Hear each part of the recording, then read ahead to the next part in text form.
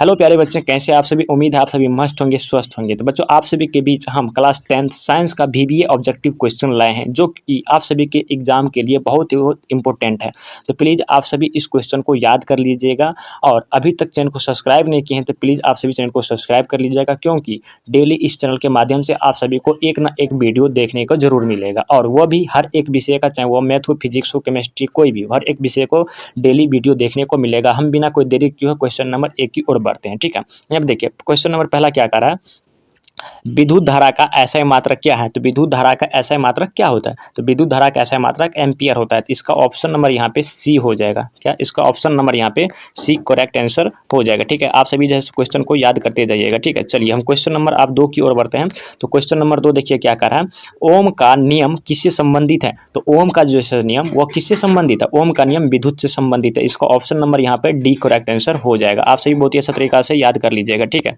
चलिए अब हम क्वेश्चन नंबर 3 की ओर बढ़ते हैं।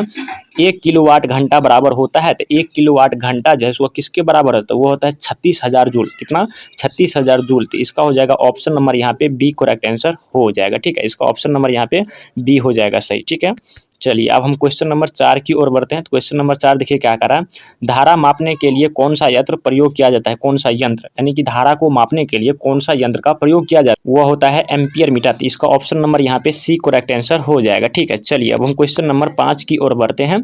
क्वेश्चन नंबर 5 कह रहा है क्या से, प्रतिरोध की एसआई इकाई क्या है। तो प्रतिरोध का एसआई इकाई वो क्या होता है, तो प्रतिरोध का एसआई इकाई होता है, क्या होता है, आप सभी को ओम होता है। तो इसका ऑप्शन नंबर यहाँ पे बी करेक्ट आंसर हो जाएगा, ठीक है, ओम होता है। उसके बाद क्वेश्चन नंबर हम 6 की ओर बढ़ते हैं। विद्युत बल में प्रयुक्त फिलामेंट किससे बना होता है। तो विद्युत बल में प्रयुक्त फिलामेंट वह होता है किससे, टंगस्टन से। इसका ऑप्शन नंबर यहाँ पे बी करेक्ट आंसर हो जाएगा, ठीक है। चलिए अब क्वेश्चन नंबर हम 7 की ओर बढ़ते हैं। तो क्वेश्चन नंबर 7 देखिए क्या कर रहा है, दृष्टि दोष, निकट दृष्टि दोष में लेंस का प्रयोग किया जाता है। दृष्टि दोष यानी कि निकट दृष्टि दोष में लेंस का प्रयोग किया जाता है, यानी कि निकट दृष्टि दोष में किस लेंस का उपयोग किया जाता है, तो वह किया जाता है अवतल लेंस का। तो इसका ऑप्शन नंबर यहाँ पे ए करेक्ट आंसर हो जाएगा, ठीक है ना।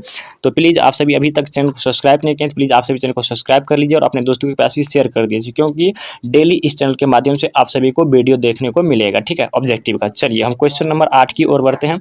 तो क्वेश्चन नंबर देखिए 8 क्या कर रहा है, प्रतिबिंब का गठन समतल दर्पण में होता है।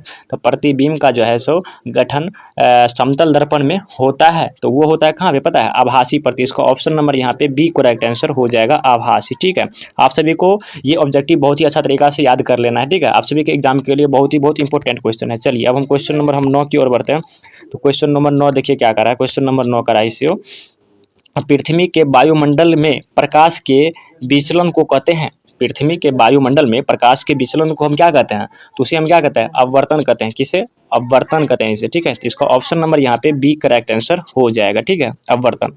उसके बाद क्वेश्चन नंबर हम 10 की ओर बढ़ेंगे। सूर्यास्त के बाद भी सूर्य का कुछ समय तक दिखना किस कारण होता है, यानी कि सूर्यास्त हो जाता है, शाम पड़ जाता है, लेकिन कुछ समय तक जैसे सूरज जैसे दिखाई देता है, ये किसके कारण होता है, तो वह होता है अववर्तन के कारण। तो इसका ऑप्शन नंबर यहाँ पे ए करेक्ट आंसर हो जाएगा, ठीक है, अववर्तन के कारण। चलिए अब हम क्वेश्चन नंबर 11 की ओर बढ़ते हैं। ध्वनि किस माध्यम में तेजी से चलती है। तो यहाँ पे देखिए इसका जो है यहाँ पे हो जाएगा क्या, वह ठोस माध्यम में। कहाँ, ठोस माध्यम में ध्वनि जो है तेजी से चलती है। तो इसका ऑप्शन नंबर यहाँ पे ए करेक्ट आंसर हो जाएगा, ठीक है। आप सभी को याद बहुत ही तरीका से कर लेना है, ठीक है। चलिए अब हम क्वेश्चन नंबर 12 की ओर बढ़ते हैं। क्या, प्रकाश की गति होती है। तो प्रकाश की गति जो है सो वह होती है क्या, मतलब 3 × 10⁸ मीटर पर सेकेंड होता है, ठीक है। तो इसको ऑप्शन नंबर यहाँ पे बी करेक्ट आंसर हो जाएगा, ठीक है।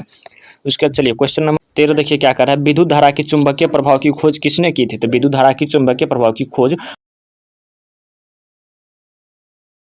ऑप्शन नंबर यहाँ पे सी हो जाएगा, टेड, ठीक है। इसका ऑप्शन नंबर यहाँ पे सी करेक्ट आंसर हो जाएगा। चलिए उसका क्वेश्चन नंबर, सीरीज में तरल ऊपर क्यों चढ़ जाता है। तो सीरीज में जैसे तरल वो ऊपर चढ़ जाता है, दबाव का अंतर, ठीक है। तो इसका ऑप्शन नंबर यहाँ पे डी आंसर हो जाएगा।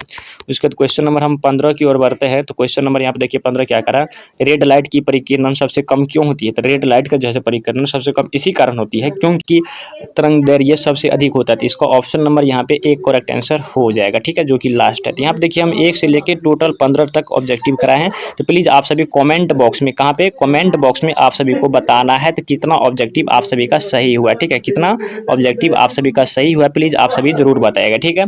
और अभी तक चैनल को सब्सक्राइब नहीं किया प्लीज़ चैनल को सब्सक्राइब कर लीजिए, क्योंकि हर एक दिन जो है आप सभी को इस चैनल के माध्यम से हर एक विषय का ऑब्जेक्टिव देखने को मिलेगा। तो आपने दोस्तों को शेयर करके थैंक यू सो मच।